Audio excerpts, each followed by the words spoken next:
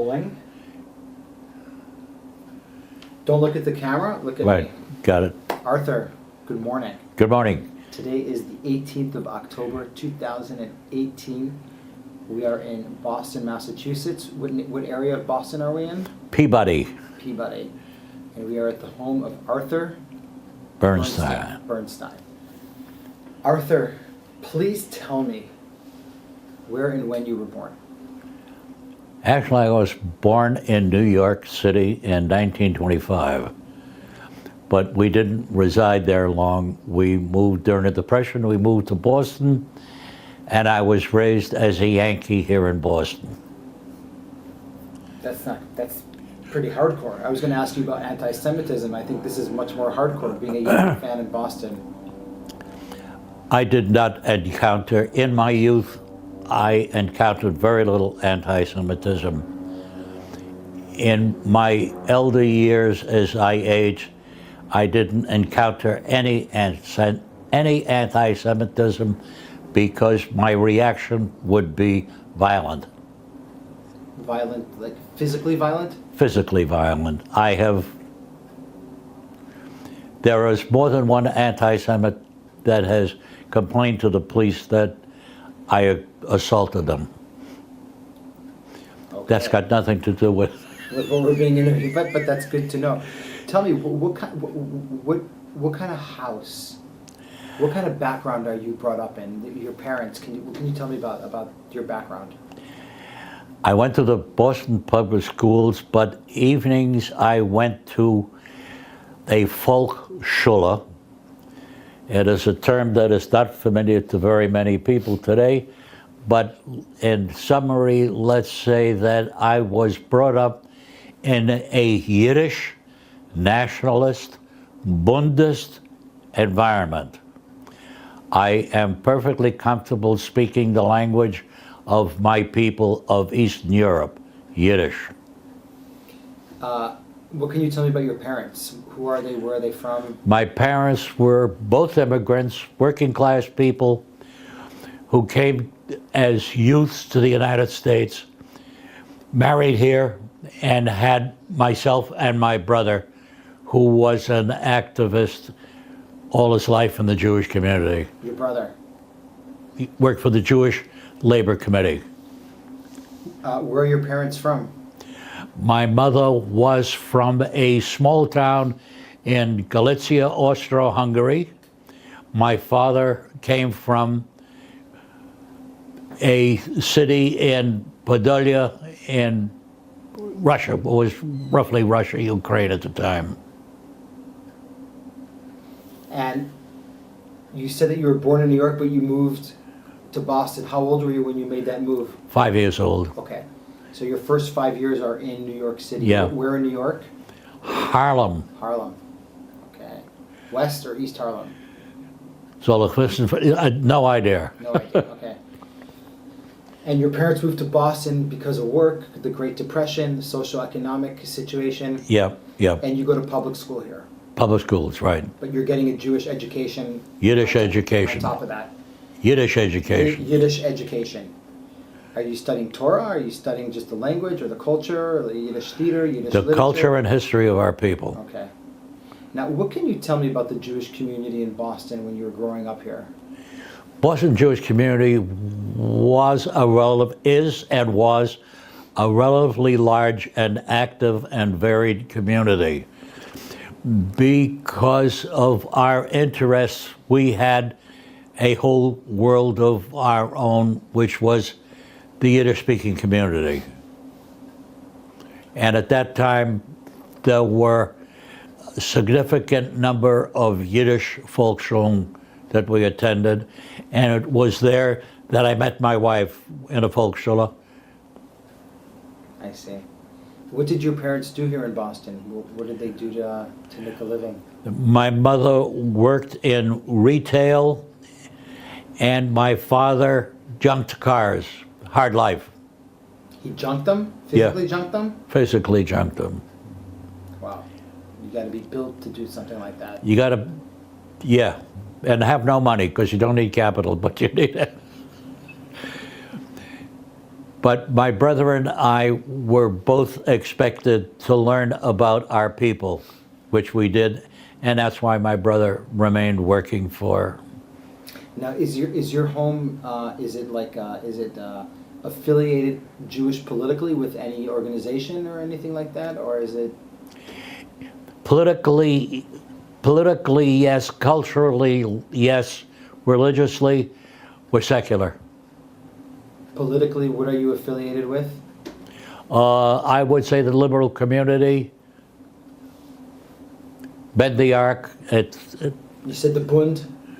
Bund was our original affiliation, but it doesn't exist anymore. Nothing is left of the American middle class dream has wiped out our thoughts, Okay. our movement. Okay. But I still, in the Jewish community where I live now, I'm known as a radical. A left radical?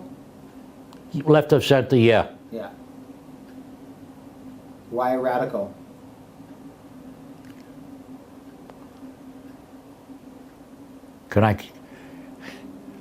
I don't take any shit. Okay, there you go. No problem. That's good. That's a technical description, you realize. Absolutely. That's a very good description. What kind of, you go to public school here, right? Public school. And you mentioned to me before that you really had no problem with anti-Semitism here in Boston. You didn't deal with that. There was a strong anti-Semitic movement here, but I personally didn't encounter it. It might have possibly have been because I lived in a circumscribed world, literally. Yeah. Our social friends were politically akin.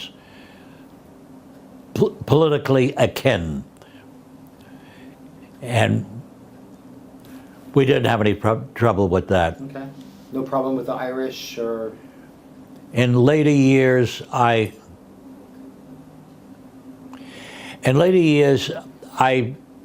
played a leading role in the Jewish Defense League here. In which years? 60s, 70s? In the 60s and 70s into the 80s, I led demonstrations and against Soviet anti-Semitism and the local. Sure. Soviet Jewry. Yep. Yeah. Very good. Mother's awake. Maybe. No, she might go to bed yet.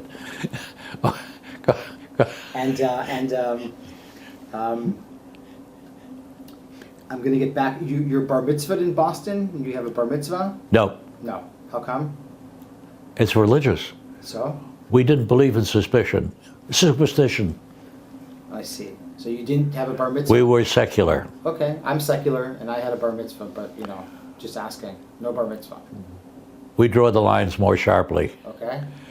We had nothing to do with the rabbinate and very little to do with the rabbinate to this day. Gotcha. When World War II breaks out in 1941, you're 16 years old. I graduated high school at 18 in 1943. Uh-huh. And at that point, I volunteered for the American Merchant Marine. Mm-hmm. I sailed for 3 years to fulfill my wartime obligations in the Merchant Marine. I started in as the bottom, as a sailor, and eventually ended up as a ship's officer. The weather is not cooperating. Now I'm just going to open up the blind a little. Hold on. Go ahead. Yeah.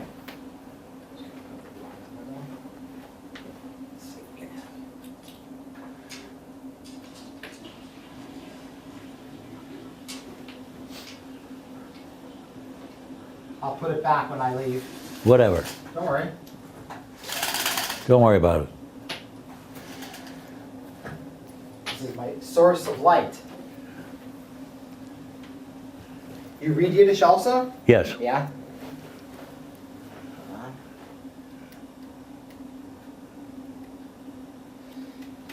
So you spent 3 years in the Merchant Marines from Right. 1943 to 1946. And you became, and when you were, And- just explain to someone who doesn't know what's the difference between the Navy and the Merchant Marines. We're real sailors. We operate on ships that are owned by civilian companies, transporting various cargoes and people. I sailed on troop transports. I sailed on tankers carrying fuel During wartime. during wartime. Very dangerous. Being torpedoed or... When you're 18 years old, there's nothing dangerous. How was that experience for you, being in the Merchant Marines for 3 years? I realized that I came through, fortunately, lucky. Were there times when I never heard a shot fired in anger throughout the war. Were we worried about the depredations of German submarines? Yeah. The worry extended to sleeping in our clothes and keeping our valuables on our person.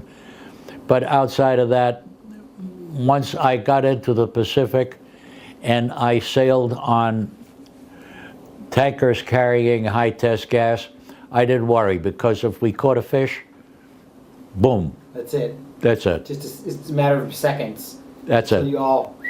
Right. Now, most of the did you do were you in the Pacific? Where were you mostly in? Most of the time I spent in the Pacific, but I did spend one season in the North Atlantic on a troop transport. We were back and forth fast. Troop transport was heavily protected. Yeah. Any interesting stories from the war? No. No. The only thing that distinguished that I was proud, I was young and proud to be a member of the anti-communist caucus in my sailors union. But I was 19 years old. I wasn't afraid of anything. And in the union at the time was run by fellow travelers. And when they wanted an anti-communist to represent them, I was willing to fill the spot. I didn't give a damn. I come from a family that is anti-communist to the core. Really, anti-communist. Represent the democratic left as opposed to the totalitarian left. I don't want to dwell on it. That's okay. But That's enough. I understand. And of course, by the time you're in the Merchant Marines, the war is going on. Are you guys hearing rumors about what's happening in Europe Yes. to the Jews? And you have to understand that my mother, when I was sailing, would send me articles from the Yiddish press that had information that wasn't in the Goyish press. And my mother insisted that I keep up with reading Yiddish, and she would send me articles, and we knew about it. I was in high school when the Warsaw Rebellion occurred, and I wore a... April 43. Right. Wore a black armband in school so that my schoolmates should ask me, why are you wearing a black armband? And I said, the blankety blank Germans murdered my people in Warsaw. Blankety blank? Well, I'm cleaning up my language. Oh, of course. You don't have to. It's okay. That you don't have to watch your language. It's fine. The fucking Germans. Yeah. Okay. Wow. So you guys knew about the Warsaw Ghetto uprising? Of course. Yeah, well, That we had contact at the time with... There was a wartime representation of the Bund in London.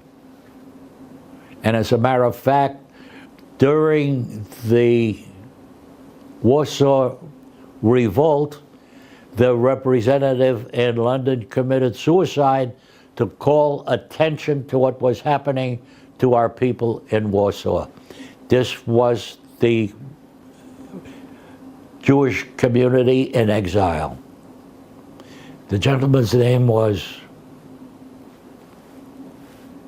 Schein vergessen.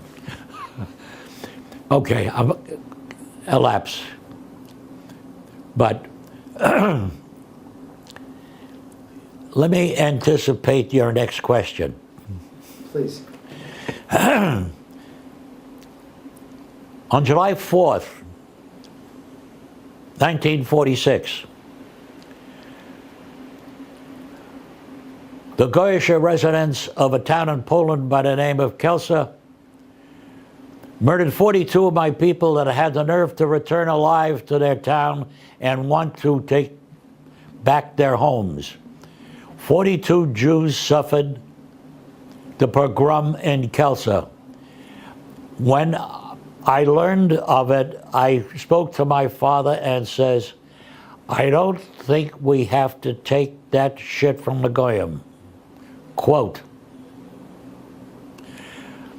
Dad, I heard something about a clandestine immigration movement looking for sailors. I don't know what it's all about, but they're rescuing Jews from...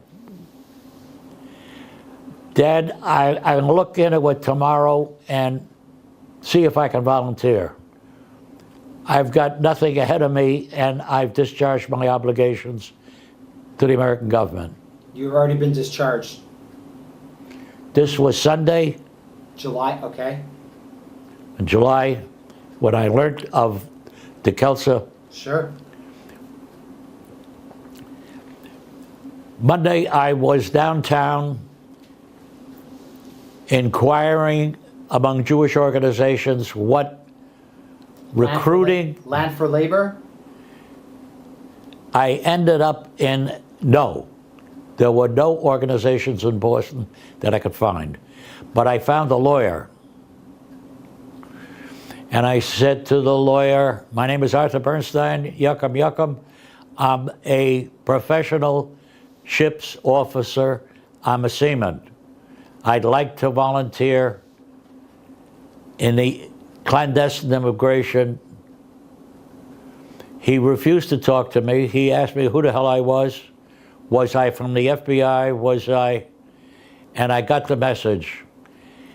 And I referred him to the secretary of the Zionist Labor Organization, Histadrut, the secretary of the Histadrut. I says, you want to know who I am? Talk to Abe Hamlin. Mr. Hamlin will tell you who I am.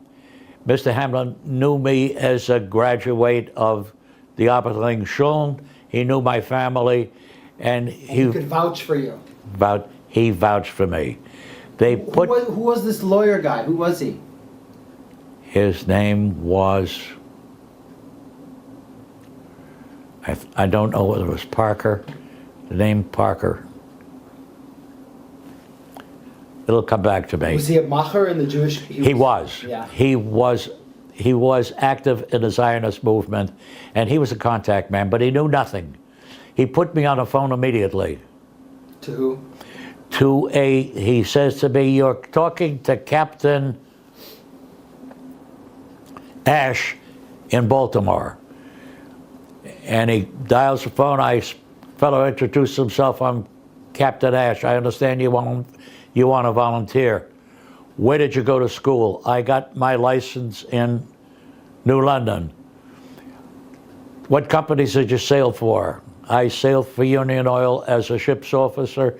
I have discharges and recommendations from each captain that I served with.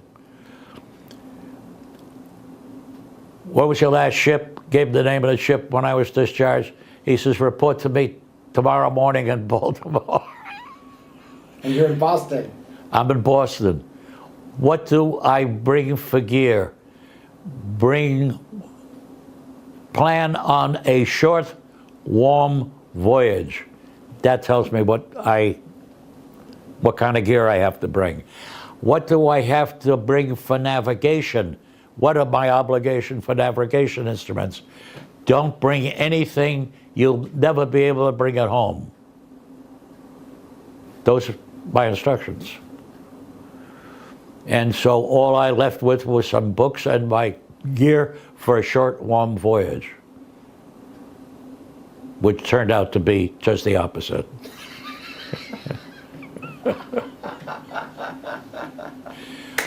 I arrived... Wait, so of course you say goodbye to your parents. You have their blessing. Yes. Right? My wife, my girlfriend, and who was not my wife, and my parents. They had no problem. They understood everything. My mother told me to think it over. I was going against the British Navy. Yeah. They were guaranteed to arrest me.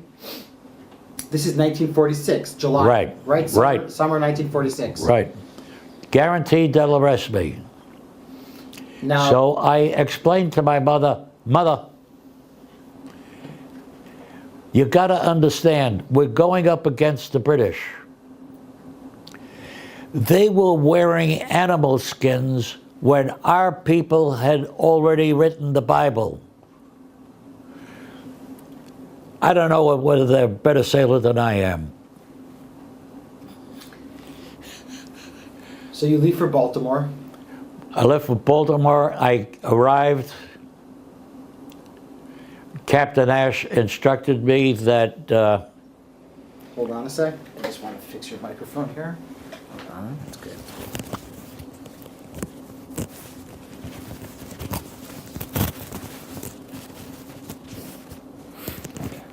Captain Ash? Who is Captain Ash? Captain Ash turned out to be the fellow... that you were speaking to on the phone? On the phone, who was involved in dealing with all the legal aspects of our operation in the States. Captain Ash was an officer in the Master Mates and Pilots Union, and he was a blessing to us because he was a thorough professional and insisted that we could operate legally in the United States.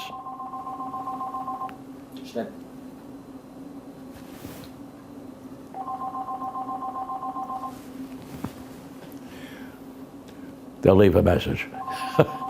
So what's his full name? I could refer to it. I'd have to look at the book.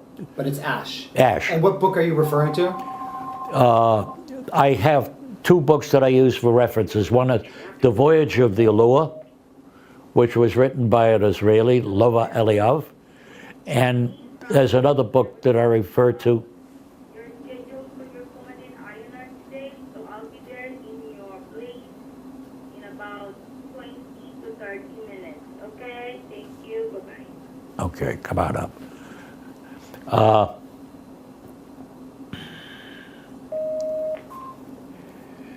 Captain Ash.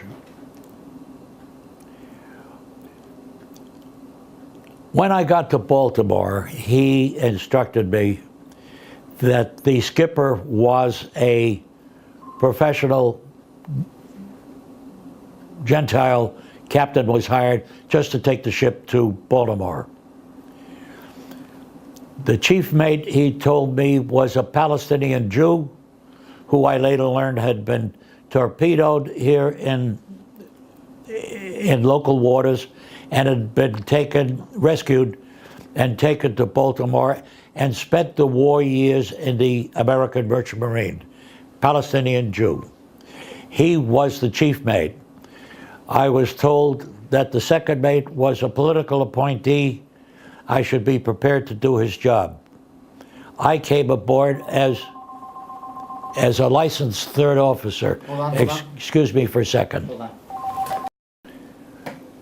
He made it plain to me that the second mate, repeating myself, the second mate was a political appointee. He did not know, he had not had any experience as a ship's officer, and I should be prepared to carry out the duties of the second and third mate. And the skipper would, and the chief mate would probably be filling in for the skipper. So the two of us knew that we were going to have to run the ship. We couldn't depend upon the second mate or the skipper. What does that mean, a political appointee? He had connections in Palestine. In the Haganah, probably. No, I think he belonged to one of the old families, and I don't know his connection, and I never paid any attention to him. He did not sail with us once he got off the ship. Once he learned that we were going north, up into the North Sea, he decided that he wasn't going to sail with us in the cold weather.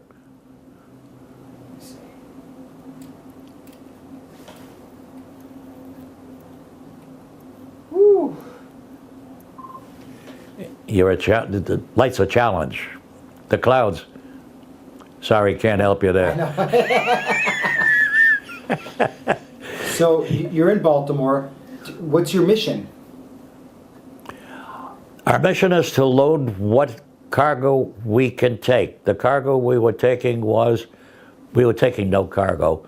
What we were doing was hiding the fact that we tried to take as much food as we could that would last. Canned food.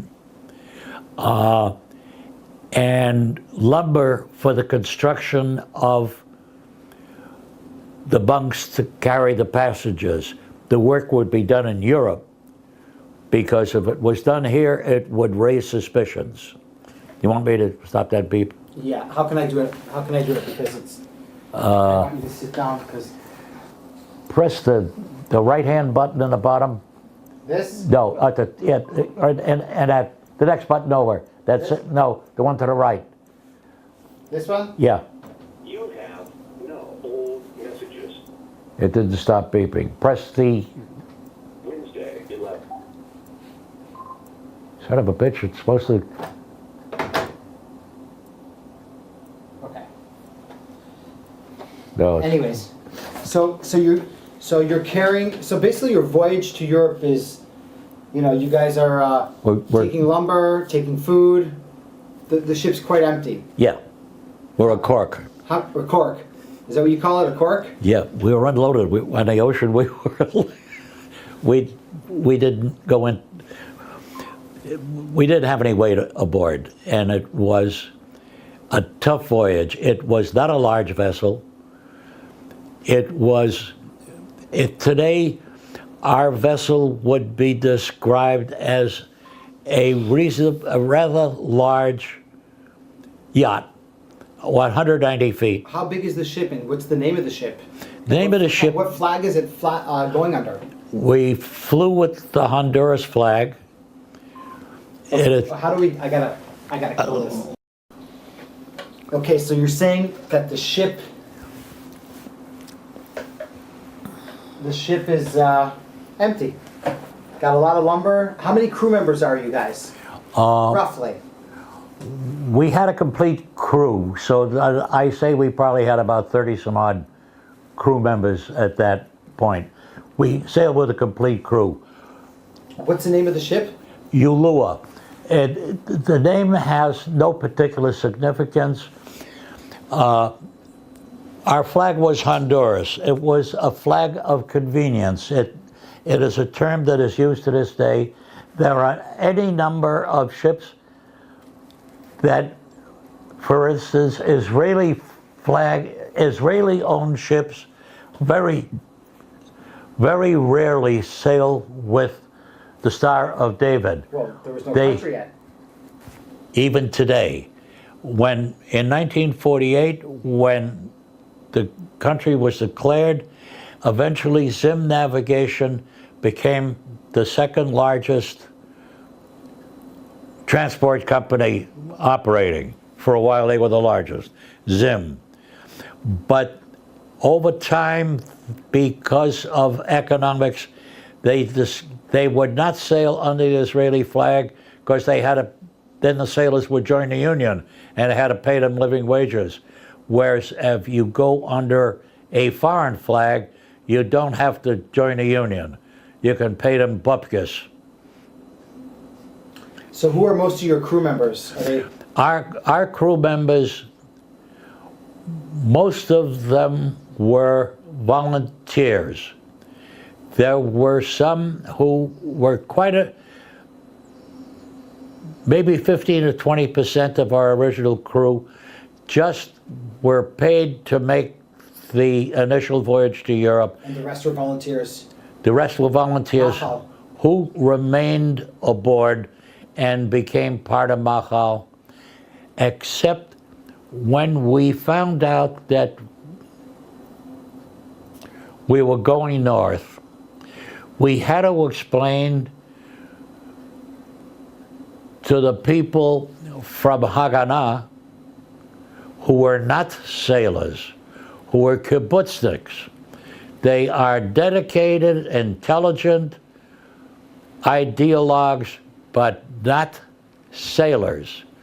Well, if we don't have enough guys, we'll double up. No, you don't double up, particularly in the winter time. A man can only function efficiently so many hours. You cannot endanger a ship by not having rested men. So that when it came time for us to leave and we were short sailors, we hired some mercenaries. We were fortunate to be able to find Spanish Republican exiles who were excellent shipmates, and some remained in the Israeli Merchant Marine afterwards. Now tell me about your voyage. You leave Baltimore. We left Baltimore, we went to Marseille, where we started to rebuild the vessel. When the Haganah people realized that the three top officers on the ship, the skipper and the chief engineer, were bright Palestinians who had spent the war in America, were American licensed seamen. They were the two top officers in the ship, and I was the chief mate at this point. And we all had licenses in America. They also bought us licenses from Honduras. You could get, it was a flag of convenience, and you could get all kinds of licenses. $50 you could get any license you wanted. Who are the two captains above you? You said they were Palestinian Jews. Well, the chief engineer was head of the engineering department. His name, what at the time was Philip Couquier. Eventually, his name was Ephraim Tzuk. He remained as a professional in the Israeli Merchant Marine and retired as the chief engineer in the Merchant Marine. The captain, Gad Hilb, was probably the best sailor in the Israeli Merchant Marine. I say that, I'll argue the point with anybody. And eventually he was the captain of captains for Zim Navigation. He was the superintendent of superintending captain of Zim. We were the three professionals, and they realized that they had three dedicated professionals, volunteers. And they realized that our vessel was a solid, sound, mechanically functioning vessel. And they were reluctant to give us up easily to the British. So when you're in Marseille, after preparing for a short voyage in the Mediterranean, the message came through from Sweden that the Swedish government would not permit the shipment of Mapilim that were to come out, the Swedes would not permit them to sail on the decrepit ships that Haganah had sent up there. Let me repeat myself. Okay. You got dedicated kibbutzniks. They'll tell you how to plant a crop and how to run a farm, but they're not sailors. And They think they are. and they realized that our ship would have to make the voyage. From Marseille to Sweden. Now explain to me who is waiting for you in Sweden. How did these Holocaust survivors get to Sweden? Oh. About a year before the war ended, when the writing was on the wall that the Germans, well, the Americans were in the war, and obviously American industrial power was going to be the determining factor at the end of the war, the Germans started to realize that they needed to rack up points. And there was talk between the Swedish government and the German leadership about taking out 5,000 women from a German work camp. Can't think of the name of the work camp. Okay. They were included among the women that were working there were those released were not capable of being productive workers. So they released mostly women from the camp, and there were a hell of a lot of young Jews.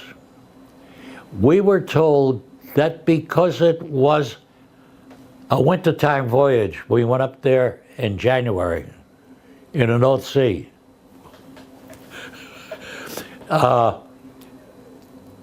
We were told that our passengers would be limited in age between 16 and 23. Young people. How old are you at the time? Oh, I'm 21 and a half. Yeah. The skipper, he's older than me. He's 22 and a half.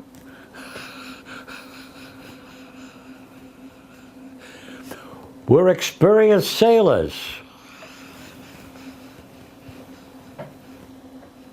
Oh, man.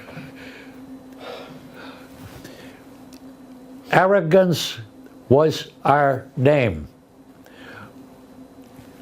Remember that. Arrogance was the name.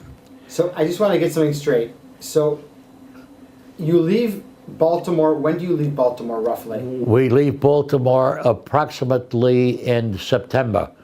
So you're down there for like 2 months. Yeah, we leave. We left Marseille on the 1st of January, 1946. So you were 1947. So you were in Marseille for a few months. Yes, we had to. Yeah. The Swedes came aboard. The Swedes told Haganah, don't send any more ships up here until we inspect them, and we want to meet the crew.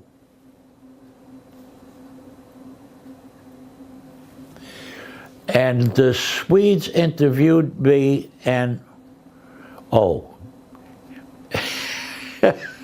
What? and I was told that the Swedes are coming to interview us to see if we're really professionals. And Haganah announced to me, by the way, you're the legal captain of the ship. I says, I'm the legal captain of the ship. Yeah. God name doesn't appear in the crew. The real captain's name doesn't appear anywhere. My name is the captain. So the Swedes will come aboard and interview as a captain. I says, I haven't got a captain's license. Yes, we did. We bought you a Honduras captain's license. You're a Honduras captain. When the Swedes came aboard, they asked to see my license. Did I have an experience sailing as a skipper? Well, I says, yeah, I skippered this ship. and then the Swede says to me, have you got any real papers? So I showed him my American papers. That satisfied him. I had Americans, only a third mate's license, but all he wanted was to make sure that I was a professional. And of course, God, they never interviewed. Now, when the ship is in Marseille, are you guys living on the boat, or you're living? We're living on a boat.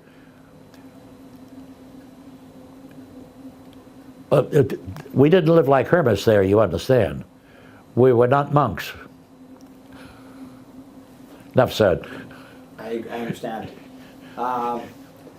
There's no secrets among sailors, right?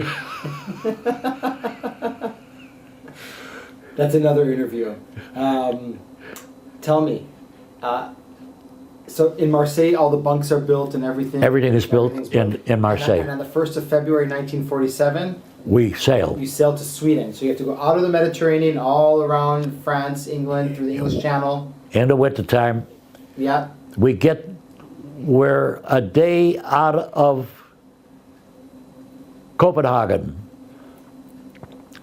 We're told there was a foul-up. Put into Copenhagen and anchor for 3 or 4 days and tell them that your port where you're going to in Trelleborg is frozen and you can't get into Sweden yet. So we stop in Trelleborg. In Copenhagen. Copenhagen, and we stop in Copenhagen, Denmark. We ask for permission to anchor only till the weather improves so that we can get an icebreaker in to Trelleborg. We're delivering this vessel to a Swedish company. They're taking over the ship. We're leaving it. That's the Geschichte. The Swedes know that the kids that are coming aboard all have visas to get into Cuba. They cost us $5 for every visa. And the kids are boarding the ship and we're taking them to Cuba, but we can't cross the Atlantic, so we're gonna only take them to Genoa, and there they will be transferred to another vessel that will take them to Cuba. Bullshit. I didn't say it, you said it. I said it, I'm sorry. I was reading your hand gestures out loud. The Swedes knew what was up.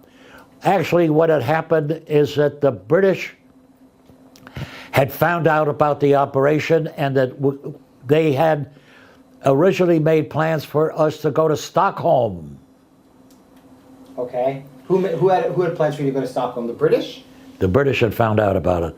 They were tracking us. Sure.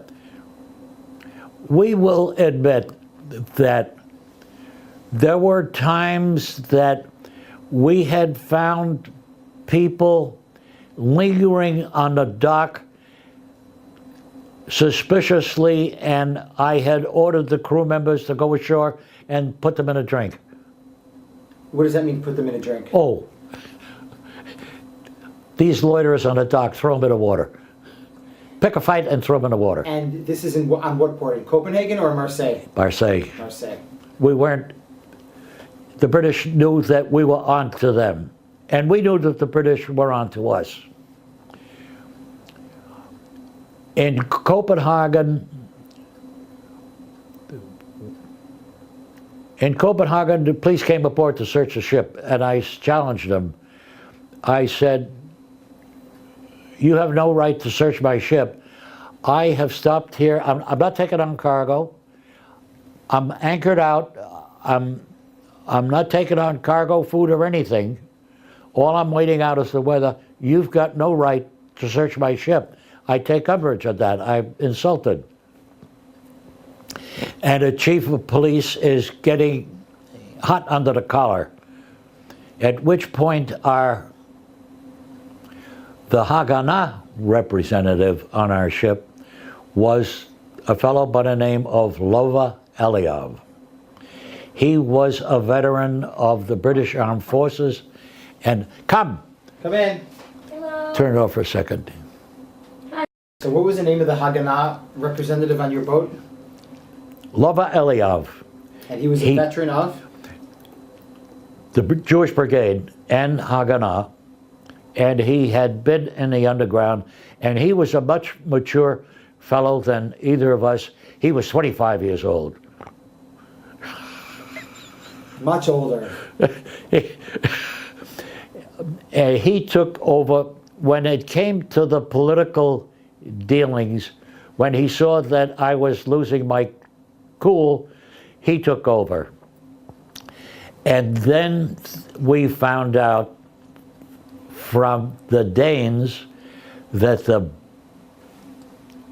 Lloyd's of London representative had said not to give us any credit or to permit us to pick up anything because our ship was involved in white slavery. And the Brits came aboard, the Danes came aboard. White slavery, boy, that got them all excited. And they came aboard to search the ships. And they said to us, they asked Eliav, what is this? We're just delivering the ship.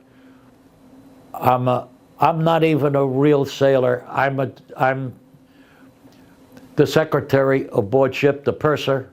I'm just the purser aboard ship. I'm not a real sailor. I'm a Dutch student. My name is Van Loon. And I've taken the ship as a midterm break. Make some extra cash. They didn't believe a word we said. They searched the ship and they said, what are these Bunks. shelves here built in along? Oh, we think that the ship is going to be used for research in fish, and the fish tanks are going to be here. And then they come on the top deck, and the stern of the vessel has 20 hoppers on this side, wall down the middle, and 20 hoppers on that side. And the Danish chief of police says, and these are for the fish. And then he took a look at the captain's name a second time, Bernstein, and all the Jewish crew members. Okay, I know the game. No more questions. We are insulted. The British used us. What can we do for you? Why did the British insult them? They used them. The Danish? Yeah, they told them we were white slavers. What's white slavers? Oh, we were transporting transporting women. Okay. Whores. Okay. They expected to find women aboard ship. They were insulted that the British would. Okay. So what do they say to you? What can we do for you? Sell us fuel, sell us water, and what kind of food could we buy from you? Excuse me. Sorry. I don't want you to think I'm antisocial, ma'am. Oh, sorry. Thank you. Have a good one. Bye. Bye.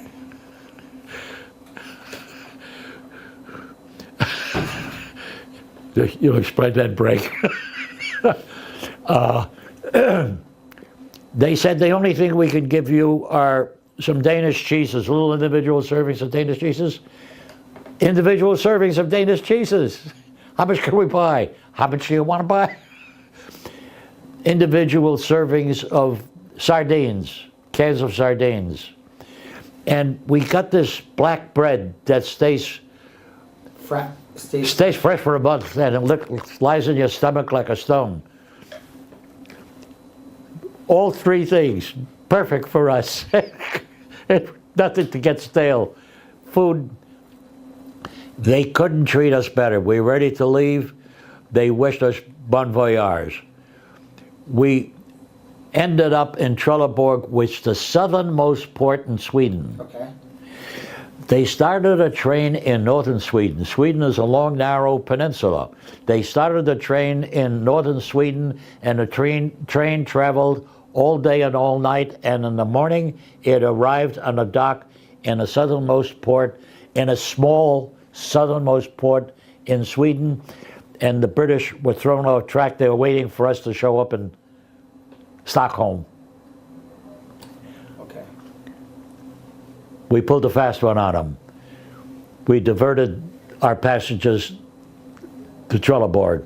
We loaded them in a day. Evening came to leave. We rushed the pilot, and the pilot said to us, why are you rushing to get out? Well, we'd like to go in the daytime because this is the immediate post-war period, and we were concerned about loose floating mines. And in the daytime, we more likely to see a mine than in winter. The pilot explained to us, I would suggest that you leave after dark. Why should we leave after dark? Because there's a British gunboat outside waiting. And we can take you out through the back of the port because you draw so little water. We can take you out through the back of the What port. does a pilot mean? What does that mean, a pilot? Is that the person who navigates you out of the port? Right. Okay. So there's a British gunship waiting for you guys. He's still waiting. He's still waiting, huh? Now, I keep stressing to you the arrogance that we developed after a while. And it was based upon our experience in dumping their goddamn spies in the water, on our experience with them in Copenhagen, Trelleborg, returning when we left Trelleborg, and we could not carry enough water once we had the passengers aboard. So we, on the way out, after 2 days, we put into Le Havre, Where's that? northern France, on the English Channel. And we had left France with our papers in good order, so we figured there was no reason for us not to be able to stop in Le Havre to take on water and fuel. That's all we needed. And in Le Havre, a gentleman presents him. Now, all we're stopping for is water and fuel. It's a normal stopover. And technically, we do not request free pratique. We do not request permission to be able to buy and sell and discharge. We're just coming in for food and water, nothing else. Fuel and water, nothing else. The Merchant Marine Inspection Bureau comes and wants to inspect our vessel, and I bar them from the vessel. So he comes back with a couple of plainclothesmen with submachine guns, and I decided to let him come aboard. The first thing he says, how many life jackets do you have? Every passenger has a life jacket. You can inspect the passengers. You'll find everyone sleeps with his life jacket. We were covered. How many lifeboats you have? Excuse me. You can count life rafts. You'll find that we have more life rafts than can accommodate our passengers. They were piled on deck. A fast inspection, with his eye, he sees we got them piled on deck. We were covered. How many radio operators do you have? They had me. If you're carrying more than 12 passengers for hire, you got to have 3 radio operators, one for every 8-hour watch.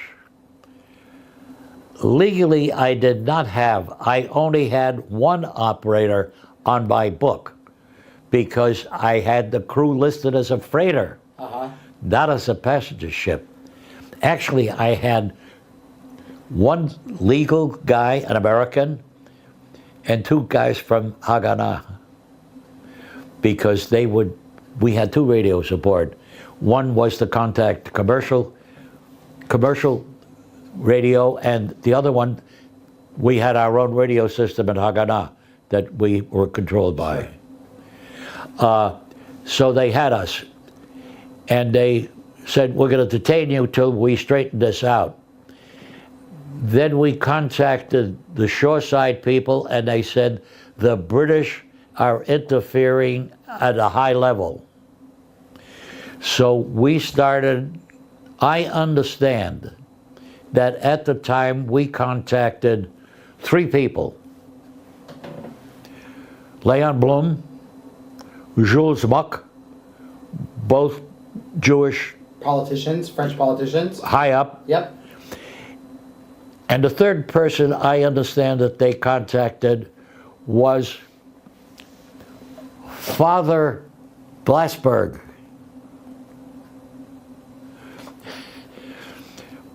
I was told that Father Blasberg was a young man, a Jewish young man of 18 who converted to Catholicism and became a priest. He eventually became an important figure in the Department of the Interior. And it wasn't above principle for Haganah to contact the good father who still spoke Yiddish, to contact him that we needed help. And I understand that he provided grease. What does that mean, Greece?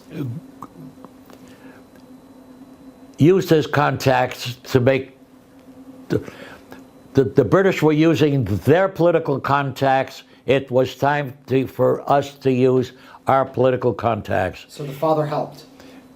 I understand the father helped. I have no evidence of it. Okay. Just rumor. So what happens? They let you go?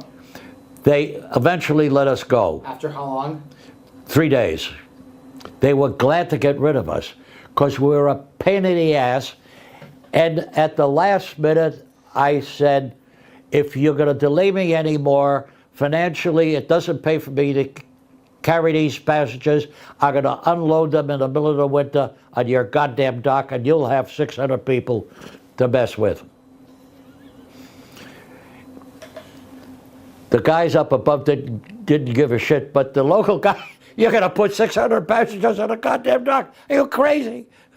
You can't do that. Get the hell out of here. And you did. It's a question of Batsim. Beitzim. They're got balls. Yeah? So where do you go from Marseille? We From, left Marseille. No, not Marseille. Le Havre. Le Havre? We left Le Havre. Hold on. Okay, you left. We left Le Havre. Was cold. You can't imagine cold. How cold? It was very cold. It was cold as a whore's tit. Where do you go from Le Havre? Le Havre, we hit a storm. The passengers were sick. The crew worked their butts off with buckets and mops to clean up the sickness of the passengers. We had about 5 days we were caught hell. Finally, we hit the Mediterranean.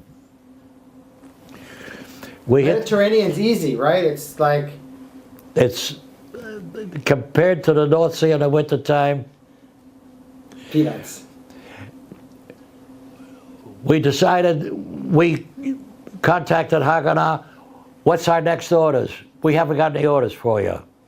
Well, we're going to stop in Algiers. Algiers at the time was controlled by the French. We just had clearance from a French port. We stop in Algiers. We keep the passengers below. We stop in at Algiers for fuel and water. We got to have fuel and water. We just didn't have the capacity. Keep the passengers down below. And we order aboard a grocer to take care of our needs. He will take care of, and we ask him how much food you could make, and he says to us, how you going to pay? And we said to him, we'll pay you in francs. No. Wait a second, who are you guys?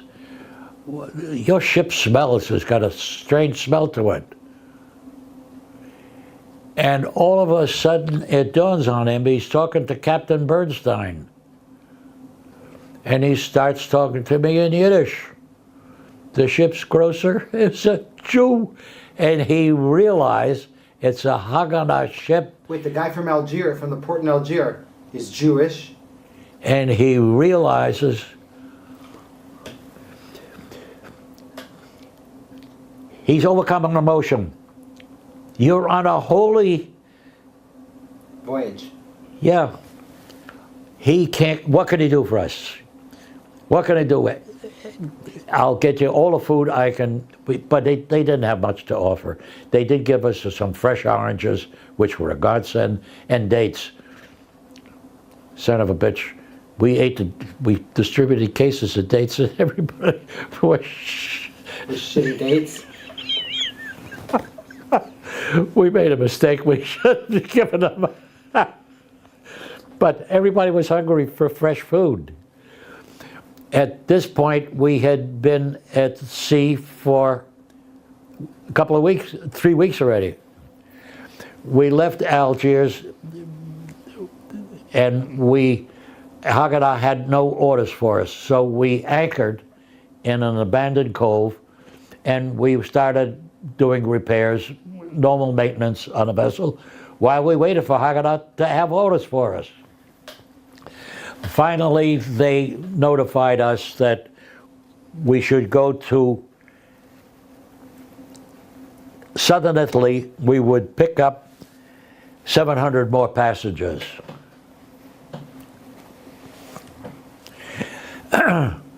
Now, just as an aside, and just so that historically you'll have the records, when we left Trelleborg, Sweden, with approximately 665 passengers,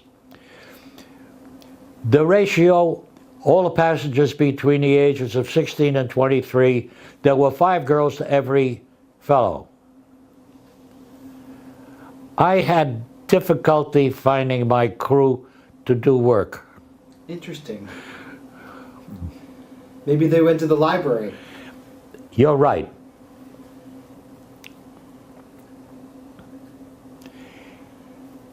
It was an honor. It was an honor and throwing the lie in the teeth of the Nazis for us to procreate. Enough said. It was our obligation to our peoplehood. So for every man on board, there were 5 women. Yeah. Say no more. Let's continue. Haganah gives you orders to go to Italy. The Spanish sailors that we had performed great. We had to recruit from among our passengers. We had to recruit additional crew members. And we recruited 2 women that had experience on boats to be helmsmen on the ship. And we would spend hours talking to these women on the wheel. You've got to understand what it is to be in a dimly lit wheelhouse at night. There's just one little light in the compass, and it the conversation lends itself very easily. It flows. You're bored on watch, there's really nothing to do, and you talk. And the women would tell us stories from the camp in a relaxed atmosphere. And it was impersonal because you couldn't see the guy you were talking to. And it was an education for them and for us. That was probably the first time you heard these crazy stories about the Holocaust. We had heard the stories before, but not with the intimate detail. Exactly. No, Exactly, not with the intimate detail. when a girl says to you, "Gib noch a cook, es sucht tattoo," no for officers, only for officers. She was a prostitute, only for officers. Have tattoo on her chest. One of the girls who was the helmsman. Stories, you know, but the intimacy of the wheelhouse at sea just lends itself to talking. That's the bridge, right? The bridge. Where we navigate from, yeah, where we steer from.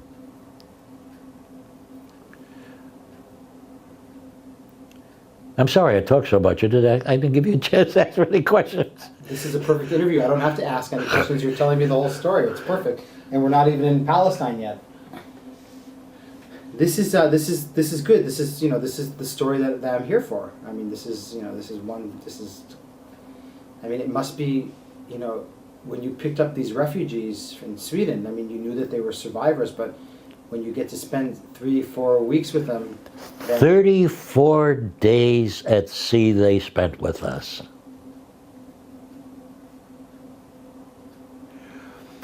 Yeah, and cleaning up after them. The crew was magnificent, absolutely magnificent.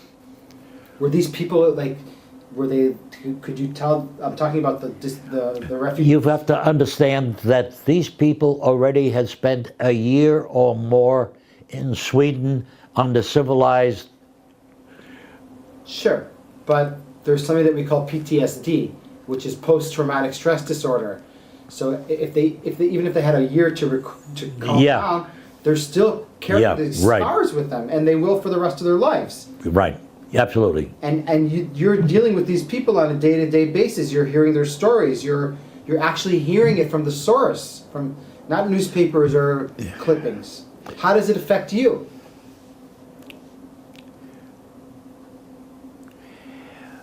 The first reaction of all of us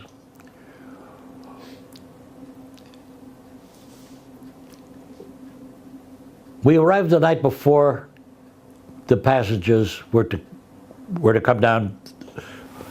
They had left we arrived the night that the passengers. Gesundheit. Wachsensauster.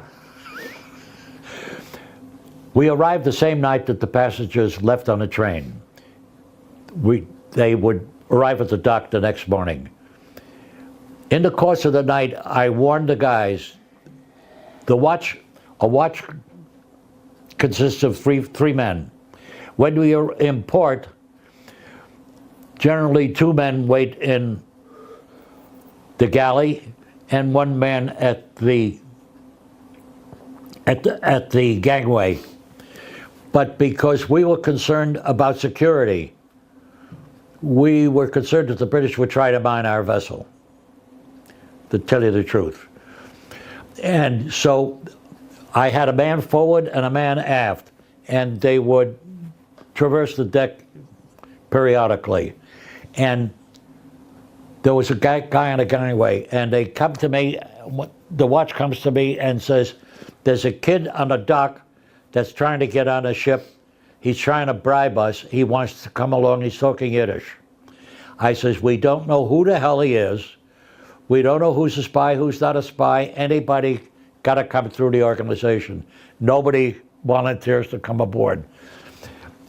And the guys keep coming back to me all night long. The kid's bothering the shit out of us. He's offering us his jacket. He wants to come aboard. No kids come aboard. We don't. no matter what the story is. When we sailed, goddamn kid was on the ship. Who was he? He was a refugee that had heard about what was going on, and he wanted to go, and he got aboard. So, yeah. But the first passengers came down, and they said, Zeno, es ist ein eiserner Schiff. Look, it's an iron ship.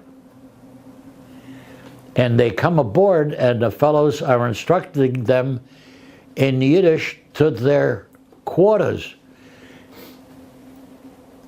The sailors are all Jews. They couldn't get over an eiserner Schiff and Yiddische Matrosen. They couldn't get over it. We were struck that they were impressed. Jewish sailors, bye. Then after a while, they said, Americana. All American. Did it, their first impression upon us impressed itself on us. And we had a good working relationship with them. The only thing that we had to explain to them was we had 2 galleys. The passengers had a kosher galley. The sailors, first of all, they had a minimum number of calories in their diet, and they only had 2 meals a day. Our sailors had to have 3 meals a day and twice the calories. And we had unkosher meat for the sailors, canned meat aboard. I want to ask you about when you went to Genoa. You guys went to Genoa to take on more refugees from Algiers. We did go to Genoa. That was a Bubba Baisa. Was it decoy? That was just a Bubba Baisa. We were going to Genoa. We ended up going to southern Italy. We went to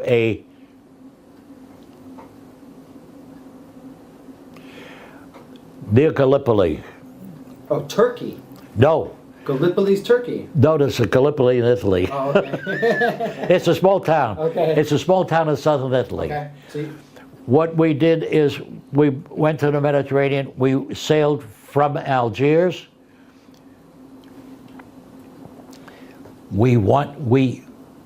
Malta is in the middle of the. Yep.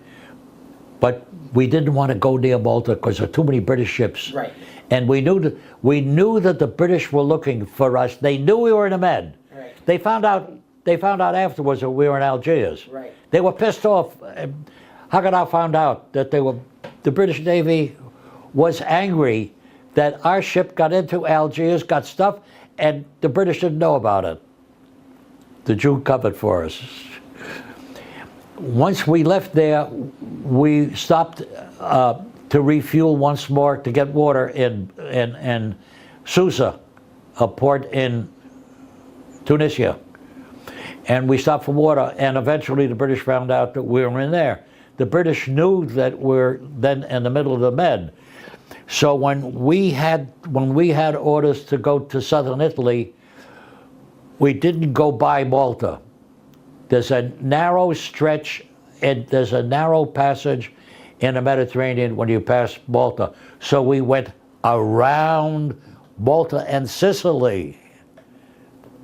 Okay. To completely bypass Malta and end up in the boot of Italy in a small port where we picked up 700 more passengers. We said to our passengers, you were permitted to bring along valises. For every valise that you'll show overboard, we'll be able to take another refugee. You had to see 600 suitcases going over the side.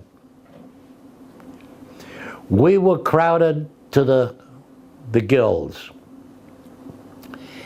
And we took aboard 700 refugees and several more assistants from Haggadah. They came aboard and decided that We would resist the British boarding the vessel, physically. We would organize the resistance. The men were trained. We had a couple of days to train the men in groups to physically resist the British. No guns. Pipes, bars, cans, anything, your fists, but no guns. No lethal weapons. When the British spotted us the previous night and came up with 3 escorts, This is after you left Italy. after we left Italy, we were less than 24 hours out of Haifa. We were on a course for Port Said.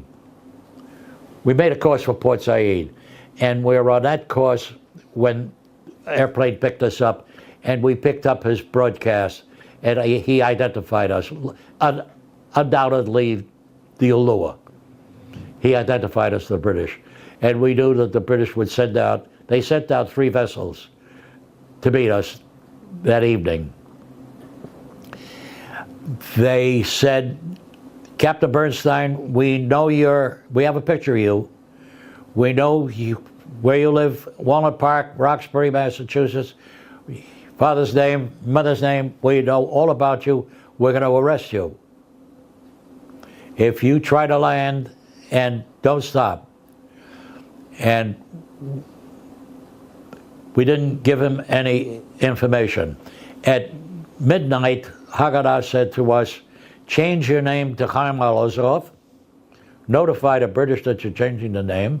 The British, we notified them that we're changing our name and flag, that we're no longer flying the Honduras flag. We're flying the Jewish flag, the Star of David.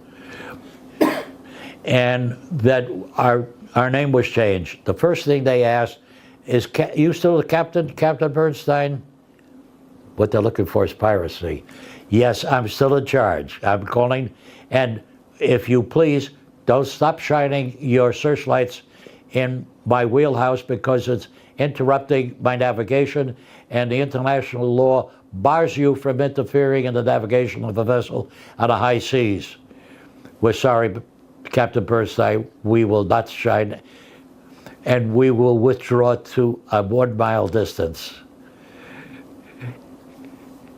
Arrogance. Arrogance. Tell them the fucking law. Just luckily. Don't worry. Tell them the bloody law and ask them to obey it. And they kept asking us all night long whether I was still in charge. We were communicating by blinker light. Shortly after daybreak, we notified them that we intended to discharge our.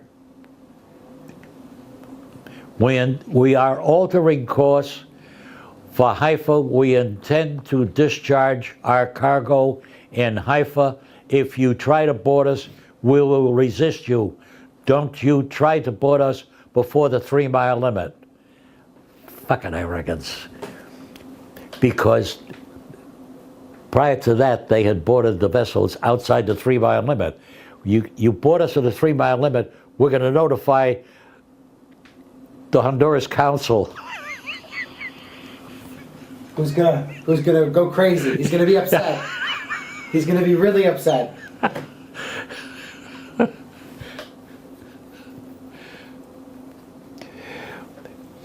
God looked at the chart and he says, I know just where we're going in. There's a reef here. We got 10 feet of clearance. If everything goes right, the British won't follow us. In the meantime, the British tried to board us, and we found out that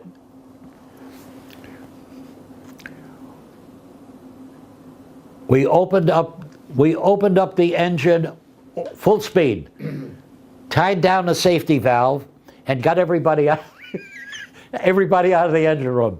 Everybody out of the engine room. We were going like a bat out of hell. And the British had anticipated. We knew that the British had anticipated that they might not be able to match our speed. And we figured we were going about 14 knots. We had cruised, our cruising speed was 11 knots.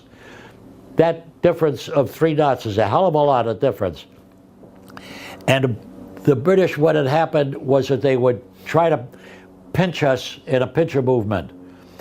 And if we were fast enough and maneuverable enough, they couldn't get many guys to jump off the ship.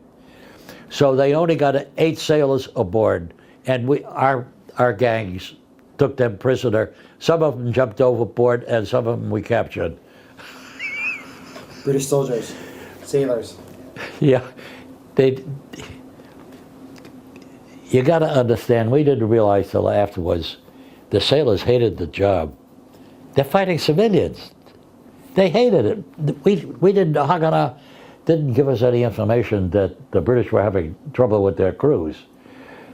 Resistance on our part, immediately they gave up. I'm just getting some more. That's what it's there for. Thank you, sir.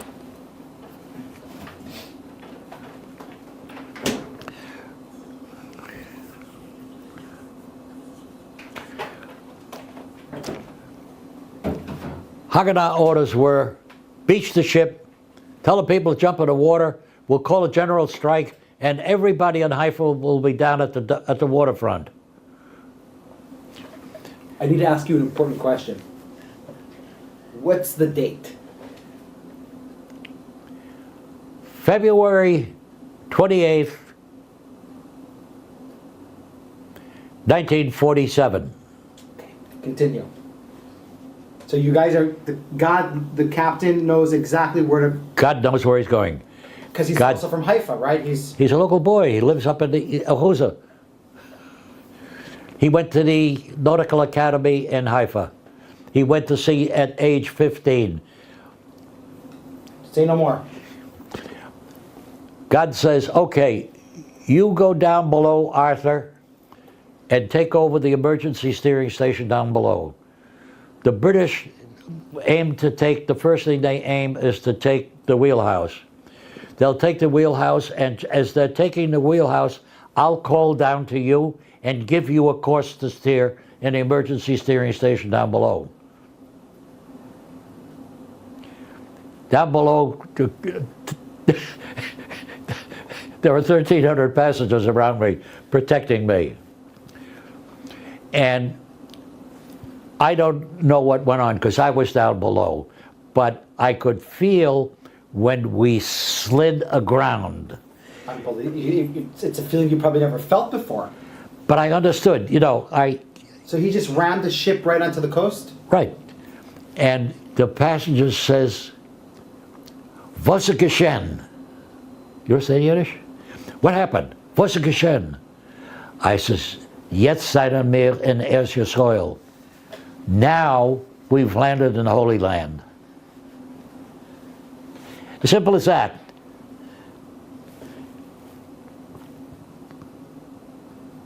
Your first time too. Yeah, yeah. I'd like to mention at this point that when the Spanish Sailors, crew member. had seen us preparing for resistance, they asked, "You didn't ask us." Well, you're paid, it's not your fight. You're our people.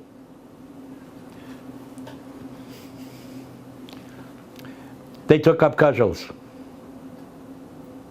They took up, that's So where was the fight? with the British, when they tried to take over the ship. They They sent you downstairs though, right? I didn't see, but Right. the report that I got, the Spanish were insulted because the Spanish were accused of diddling with our women. They were accused of having sexual contact with our women. Rumor had it that some guys wanted to go to a kibbutz because these were Spanish radicals, And when they found out that the kids from Sweden, a lot of them were going to kibbutzim. They like the idea. These were Republicans, right? From the Spanish Civil War, Yeah, right? Yeah. Socialists, communists, that's it, anarchists. anarchists, yeah. They felt very much at home with our Women. So what happens? The boat runs on the shore. Nobody told us that there was a British Army camp there. So we told the passengers, stay there. Stay aboard. And the British immediately got a barge that could come in, and they tried to yank the boat off the beach. Haggadah was still in touch with us by radio. Even though the British had taken control of the ship, they didn't get our secret radio station. And Haggadah says to us, open the seacocks and sink the vessel so they can't take it off. So what we did, we had hiding places down below, but by flooding the vessel, we couldn't hide there.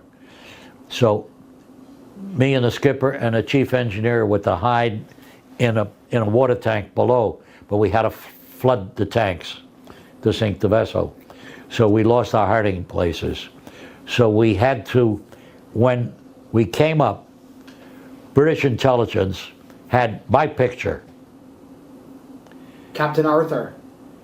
Captain Bernstein. But when I came ashore, I had a baby in this arm, a woman in this arm, and they started questioning me, and they said, what's your name? Ich red nicht kein Goyish.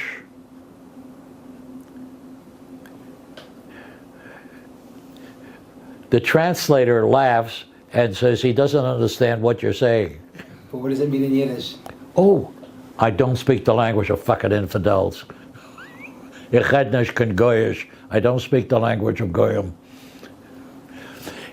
Which is, And you just walk past. no. They didn't believe me. Come here. And get undressed.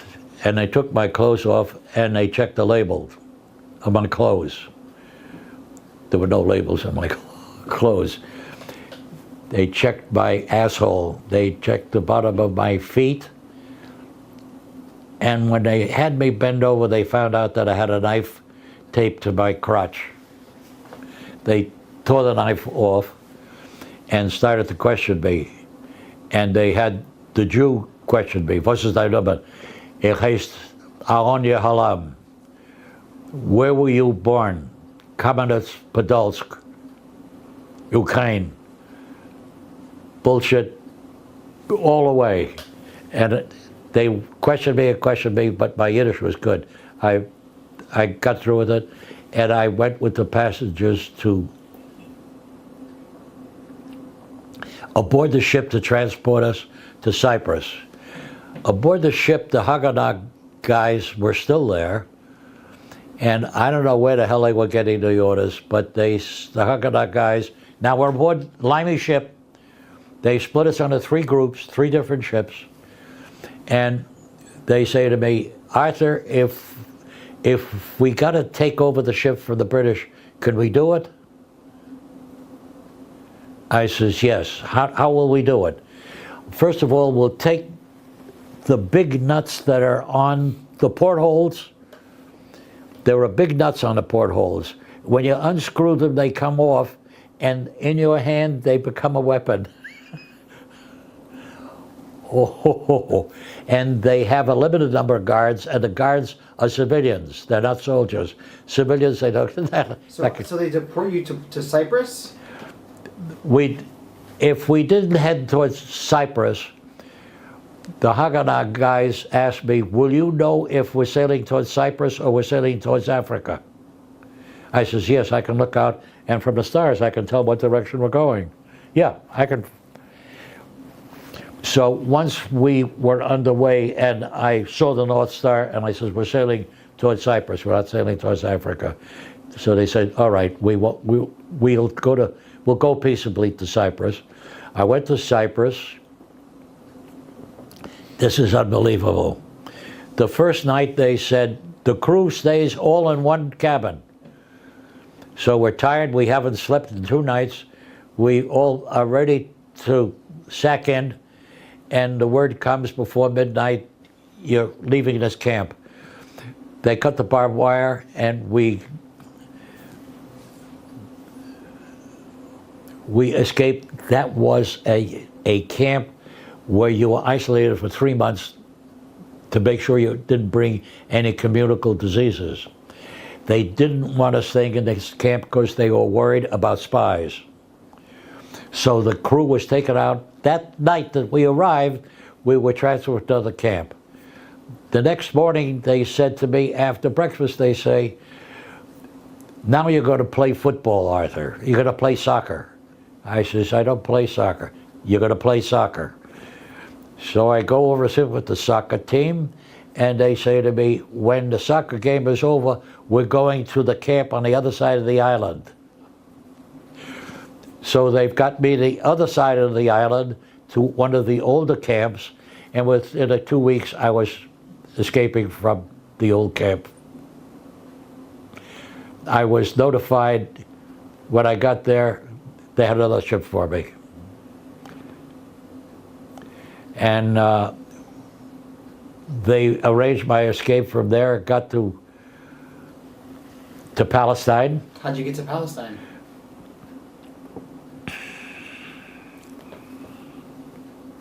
It's okay. Take your time. Arthur, we're going to arrange for you to escape from here.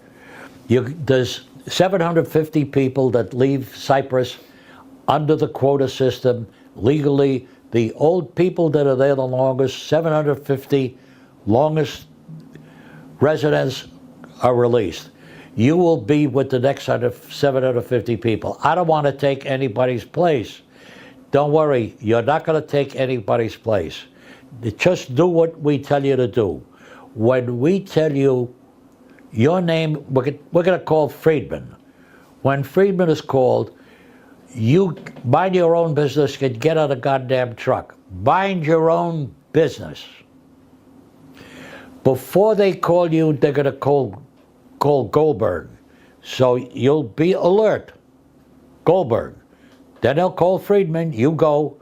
Mind your own business. Mrs. Goldberg is called.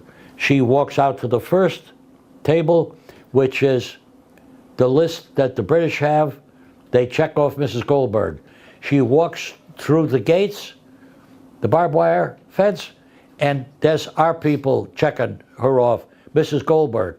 Mrs. Goldberg gets on the lorry, and they call out Friedman, and I start the process.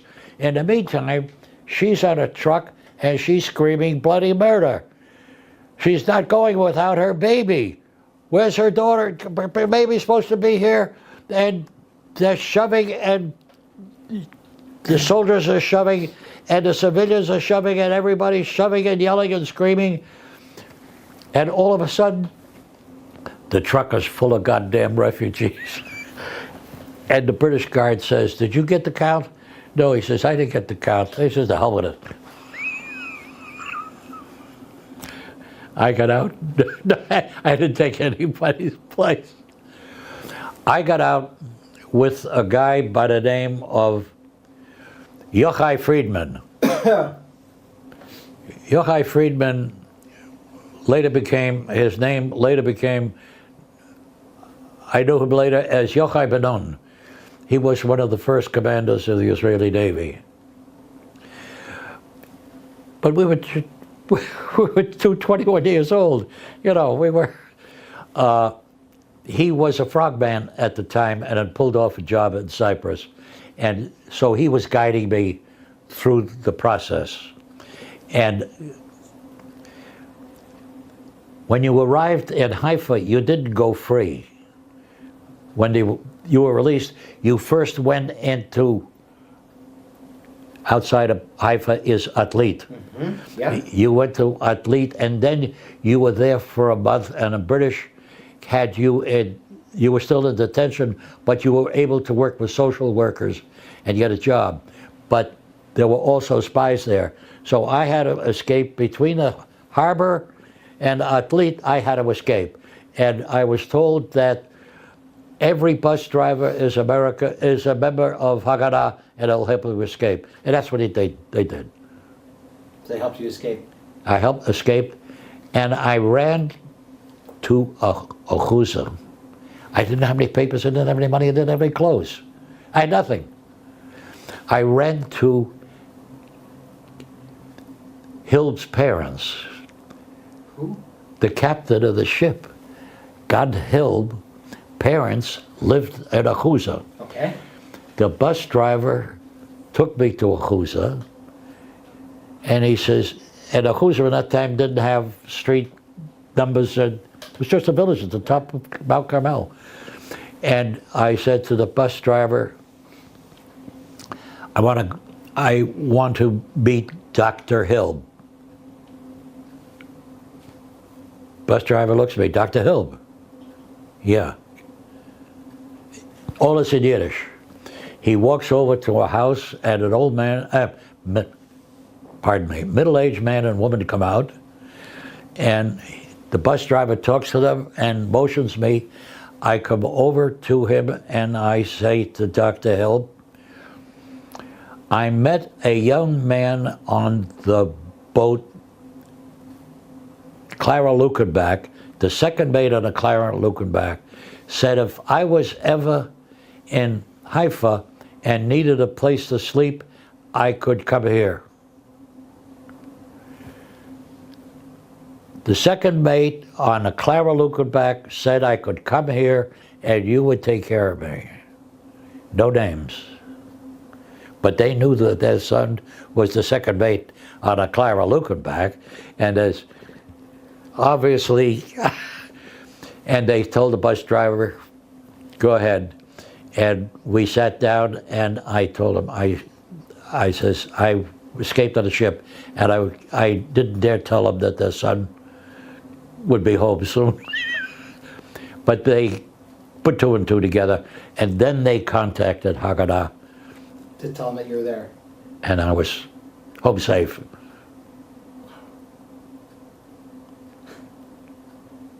Fantastic story.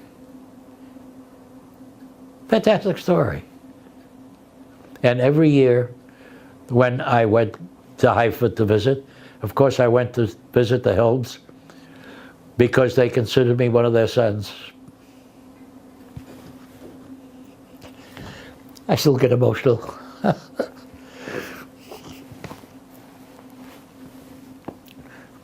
That's my Geschichte. I came home. They talked me into taking another ship. I didn't want to. It had been a tough year. Diet, responsibility, and eventually... How long did you stay in Israel for? I wasn't there long. I was never in Israel. A week? Palestine? A couple of weeks, that's it. And then you went back? You were done, you had enough. You were like... No. They talked me into taking another vessel. That's when I joined the Northland, the Medina Yehudiyot, Medina Yehudiyot? Medinata Yehudim. Hayudim, all right. So you were going to take that vessel? You were going to take it? Yeah, I stayed on there for a couple of months, but I did not get along with the Haggadah representative. Okay. The Haggadah representative had been,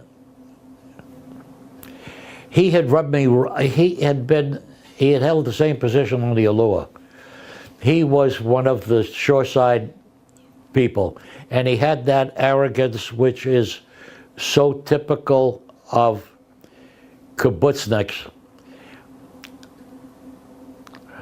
I had to take a lot of arrogance from the kibbutzniks because I spoke Yiddish, and I felt that our people had a right to have another culture and another language, which they didn't have. Right.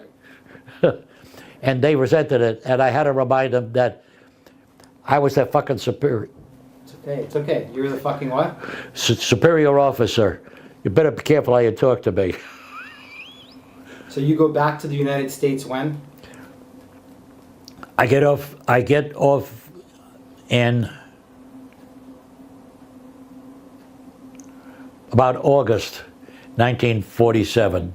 Where are you when? So August 47, you're already back in the States? No, not yet. No. I get off the ship I leave the Northland and in August. I give them 2 weeks notice. I says, I'm leaving in 2 weeks. I have an assistant. My assistant says to them, you know Arthur's leaving in 2 weeks. No, Arthur's not leaving. I'm telling you he's leaving. He's not leaving, he hasn't got any money. He hasn't drawn any money since he came aboard. Look at, if he says he's leaving, he's leaving. So I left on a Friday night. I had enough money to take a hotel in Bordeaux. From Bordeaux, I went to Paris. I knew there was a Haggadah safe house in Paris. Boys had told me about it. I went to the safe house and slept there. And finally, I ended up in Le Havre. I'm back in Le Havre. I go to the American Council. I says to the American Council, I'm a destitute American seaman. I've been in France for the last 10 months, and I had a fight with my girlfriend, and it's time for me to leave. And what's your name? Arthur Bernstein. You got papers? Yes, I got papers. Here are my seaman's papers. He says, Arthur Bernstein, you've been here before. No, I never met you. Never been here. No. The name's familiar. Goes to his file, he pulls out a fucking file that's got my name on it. You were here in February on a Jewish ship and there were 3 days of hell. The American Council, the British were involved. You had this country. You sailed on that Jewish ship. I want you to tell me the story. I says, no. I got a discharge paper. I've been here in the last 10 months living with this woman. And he says to me, no, I don't believe a word you tell me. You were never here. I says, look, I'm broke. I haven't got any money. How am I going to? You were never here unless you tell me the story. I says, there's no story to tell. Look, here's my discharge papers. You want papers? I'll give you fucking papers. Papers for everything. So he says to me, what are you going to do? I says, I'm going to the Seamen's Club. I go to the Seamen's Club. I says, I want to register in case anybody's looking for sailors. I'm a sailor for hire. I can sail at any capacity. I can sail as an officer, but I want to get home and I'll sail as everything. Sometimes the Seamen's Clubs would get inquiries. Seamen's Club says, where are you sleeping tonight? All right, you haven't got any money? No. Here's a chit for supper, here's a chit for sleeping tonight. You sleep here tonight, you sleep. And while I was waiting for supper time, clothes, I got a change of shirt and a change of underpants and socks. No change of trousers. I'm hanging around and the guys coming out there are being approached by the whores and the money changers. And I said to the guys, I'll change your money. I can speak French. I'll get you more money. Give me a quarter for doing the exchange for you. I'll get you more money. And the whores are watching me. And one of the whores says to me, I've never seen an American before working for quarters. I says, yeah, but I got $1 already. And the next day she sees me there again. And she takes me home the second night. And we talk, and she says, how did you land here? I says, I worked on Le Bateau Juif. Le Bateau Juif. In French it sounds so delicious. I worked on the Jew ships. They knew what I was talking about. and they respected it. And she put me up for a week, and there was a veteran there from the American Council, that son of a bitch. I wish I would remembered his name so I could curse him out by name. He came, I had to go back to the council office. He says, I got to deliver an officer, you're the only officer in all of Europe. And I got a ship that can't sail unless they have a mate. And I got to give you a job in Rouen. I says, could you give me the money to get to the goddamn ship? No. How the hell did you live here for a week and you didn't get any money from me? Had to borrow the money from the whore to get to the ship. I got home. I expected the FBI to be ask me questions. Nothing. Nothing. Nothing. Never. Never. Nothing. Fuck them.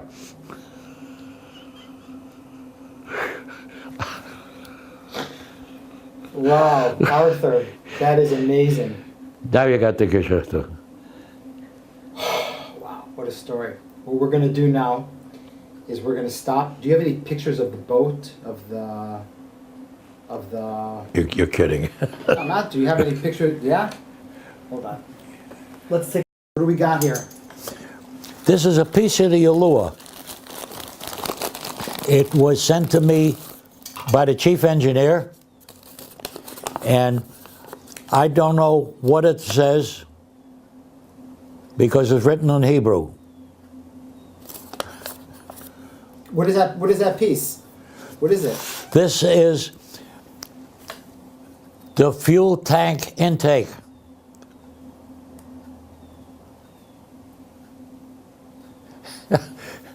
He went down to the shore side as the ship deteriorated and managed to salvage a piece of the ship.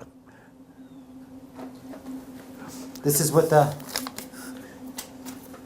Arthur, zip your jacket up. Will you say it again? Zip your jacket up. Naomi. Naomi wrote this. Who's Naomi?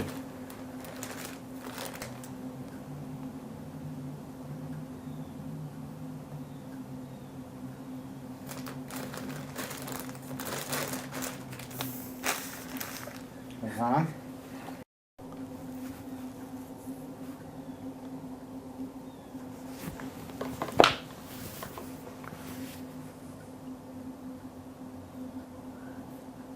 They gave this to you when? Phil sent it to me about 12 years ago. Who's Phil? The chief engineer. Ephraim? Yep. Ephraim took chief engineer in the Israeli Merchant Marine.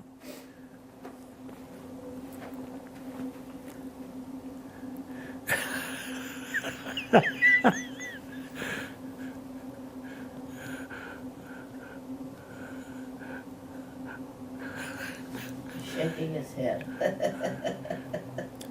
How do you sum up this whole story that we just talked about? How did it affect your life?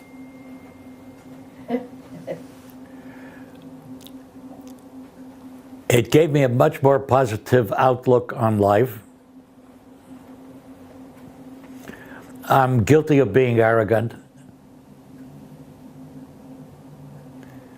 I don't give a shit. Arthur, thank you so much. Thank you so much. I really appreciate it. This has been a great interview.